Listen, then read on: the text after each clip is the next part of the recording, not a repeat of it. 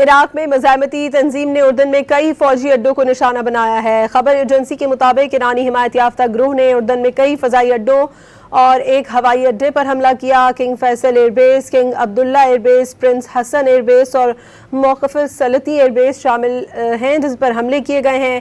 Queen عالیہ airport پر بھی حملہ کیا گیا ہے۔ حملوں میں ہوئے نقصان سے متعلق مزید تفصیلات شیئر نہیں کی گئیں۔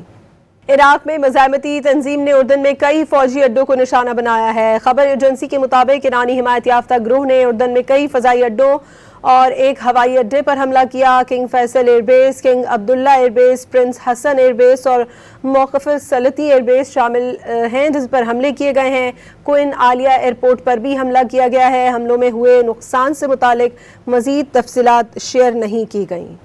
عراق میں مزاحمتی تنظیم نے اردن میں کئی فوجی اڈوں کو نشانہ بنایا ہے۔ خبر ایجنسی کے مطابق ایرانی حمایت یافتہ گروہ نے اردن میں کئی فضائی اڈوں اور ایک ہوائی اڈے پر حملہ کیا۔ King Faisal air base, king Abdullah air base, prince Hassan air base اور موقف سلطی ایئر بیس شامل ہیں جس پر حملے کیے گئے ہیں۔